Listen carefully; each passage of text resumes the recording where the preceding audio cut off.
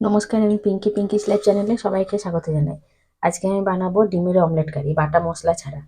তার জন্য এখানে দুটো ডিম রেখেছি, এখানে আদা রেখেছি আমি গোটা, রসুন আমি ছাড়িয়ে রেখেছি, আর লঙ্কা কুচি করে রেখেছি, পেঁয়াজ কুচি করে রেখেছি, আর টমেটো কুচি করে রেখেছি। প্রথমে আমি ডিমগুলোকে ভেঙে নেবো।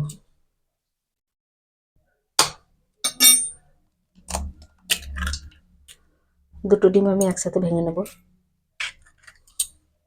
ডিম ডিম দুটো ভেঙে নিয়েছি, ডিমের মধ্যে দিয়ে দেবো সামান্য একটু লবণ, দিয়ে আমি ডিমটাকে ফেটিয়ে নেবো। ডিমটা ভালো করে গুলে নিয়েছি। এবার আমি গ্যাসটা জ্বেলে গ্যাসের মধ্যে একটা তাওয়া বসিয়ে দিয়েছি। প্রথমে দিয়ে দেবো সর্ষের তেল। তেলটা গরম হতে দেবো। তেলটা গরম হয়ে গেছে, তেলটাকে এবার আমি চারিদিকে দিয়ে দেবো একটু। এবার আমি যে ডিমটা গুলে রেখেছিলাম সেই ডিম দুটোকে একসাথে দিয়ে দেবো।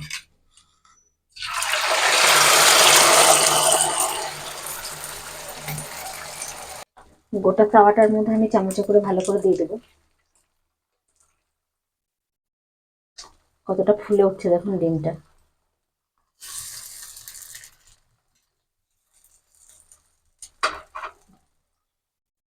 ডিমটা ভালোভাবে ভাজা হয়ে গেছে, মনে হচ্ছে ওপরটা অনেকটাই শুকিয়ে এসছে। এবার আমি ডিমটাকে একটু উল্টে দেবো, আর উল্টাবো, আমি গোটাটা উল্টাবো না, আমি এইভাবে করে রোল করে নেবো।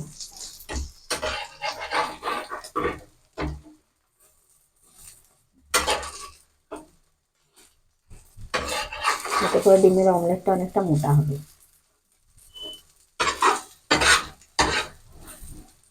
এবার আমি এটাকে পিস করে কেটে নেবো।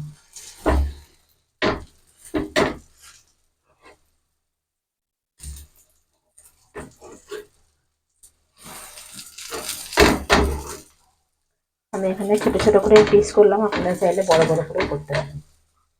এবার এগুলোকে একটু উল্টে দেবো।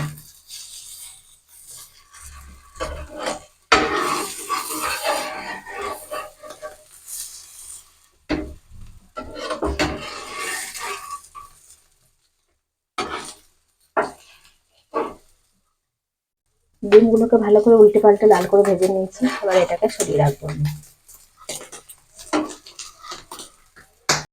এবার আমি ডিমটা নামিয়ে একটা কড়াই বসিয়ে দিয়েছি, কড়াই দিয়ে দেবো সর্ষের তেল।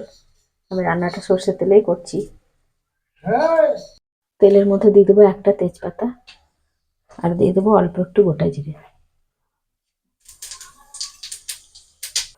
গোটা জিরে আর তেজপাতাটা ভালো করে ভাজা হয়ে গেছে। এবার আমি যে পেঁয়াজ কুচিটা রেখেছিলাম পেঁয়াজ কুচিটা দিয়ে দেবো।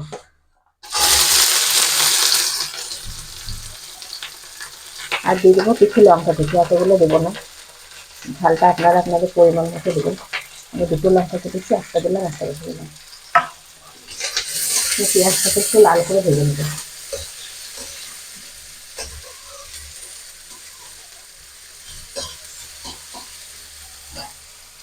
পেঁয়াজটা যতক্ষণ ভাজা হচ্ছে ততক্ষণ আমি এখানে আদাটাকে একটু গ্রেট করে নেবো। মশলা যেহেতু বাটবো না সেজন্য একটু গ্রেট করে নেবো।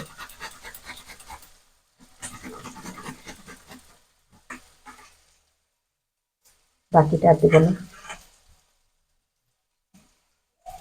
আদাটা পাশে সরিয়ে রাখবো। এবার রসুনটাও আমি গ্রেট করে নেবো। রসুনটা বড় দানা নিয়েছি, ছোট দানা হলে হাতে লাগবে। আমি যেভাবে রান্নাটা করছি সেভাবে যারা নতুন রান্না করছেন তাদের খুব ভালো লাগবে, তাদের অনেক উপকারও হবে এইভাবে রান্না করতে পারলে। সব রসুনগুলোকে আমি গ্রেট করে নেবো। আদা রসুন গ্রেট করা হয়ে গেছে। এদিকে পেঁয়াজটাও অনেক ভাজা হয়ে গেছে। পেঁয়াজটা অনেকটা লাল করে ভাজা হয়ে গেছে। এবার আমি পেঁয়াজের মধ্যে দিয়ে দেবো আদা রসুন গ্রেট করা। আদা রসুন একসাথে দিয়ে দেবো। আদা রসুনটাকে একটু ভেজে নেব। আদা রসুনটাও ভালো করে ভাজা হয়ে গেছে। এবার আমি এর মধ্যে দিয়ে দেবো টমেটো কুচি। আর এখানে আমি দুটো টমেটো কুচিয়ে রেখেছি। শীতকাল যেহেতু টমেটোটা এখন ভালো লাগে, আমি একটু বেশি করেই টমেটো দিয়েছি।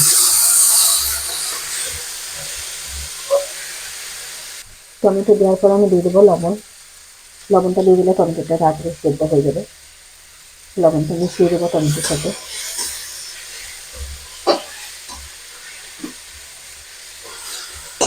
একটু ঢাকা দিয়ে আমি 1 মিনিট মতো ঢাকা দিয়ে সেদ্ধ করে নেবো। এবার আমি ঢাকাটা খুলে দেখবো। টমেটোটা মনে হচ্ছে অনেকটাই সেদ্ধ হয়ে গেছে। এবার আমি একে একে গুঁড়ো মশলাগুলো দিয়ে দেবো।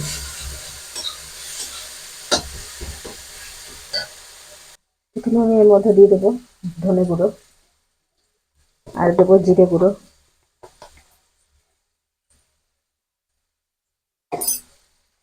এবার আমি দিয়ে দেবো হলুদ গুঁড়ো।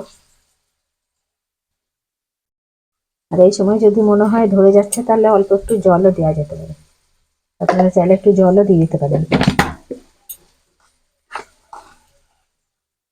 আর এখানে একটু দিয়ে দেবো লাল লঙ্কার গুঁড়ো। কাঁচা লঙ্কা আমি আগে দিয়েছি, সেজন্য আমি ঝাল লঙ্কাটা আর ব্যবহার করবো না।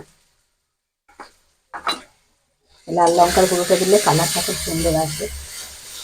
মশলাটাকে ভালো করে কষিয়ে নেব।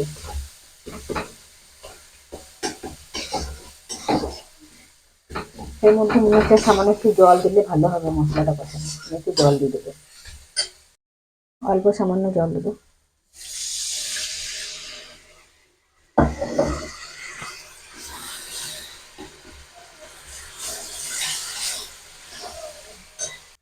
মশলাটা ভালোভাবে কষানো হয়ে গেছে। এবার আমি মশলার মধ্যে দিয়ে দেবো জল, পরিমাণ মতো জলটা দিয়ে দেবো।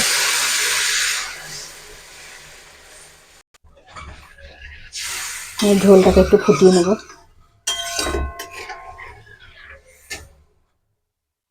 ঝোলটা ভালোভাবে ফুটে গেছে। এবার দিয়ে দেবো একটু গরম মশলা। গরম মশলা গুঁড়োটা দিয়ে একটু নেড়ে নেব।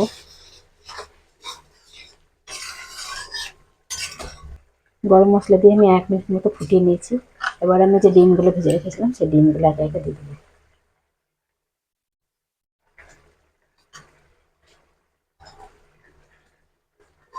ডিম দেওয়ার পরে আরও 1 মিনিট আমি ফুটিয়ে নেব। আমার ডিম অমলেট কারি রেডি হয়ে গেছে। এবার আমি আঁচটা বন্ধ করে দেবো, দিয়ে নামিয়ে নেবো। আর কত সুন্দর কালারটা হয়েছে দেখুন। এরকম করে রান্না করলে খেতে খুব সুন্দর লাগে। এটা ভাত রুটি দুটোর সাথেই ভালো লাগে। আমার এই ভিডিওগুলো ভালো লাগলে একটু লাইক শেয়ার কমেন্ট করবেন, আর চ্যানেলটাকে সাবস্ক্রাইব করে পাশে থাকবেন। আমি একটা থালায় ঢেলে দেখাচ্ছি কত সুন্দর হয়েছে দেখুন। ডিমগুলো একটুও ভাঙেনি। এভাবে রান্না করলে ডিমগুলো একটুও ভাঙে না। যেমন ডিমগুলো কেটেছিলাম সেরকম গোটা গোটাই আছে। এরকম করে বাড়িতে একবার রান্না করে খেয়ে দেখবেন আর কমেন্টে জানাবেন কেমন লাগছে।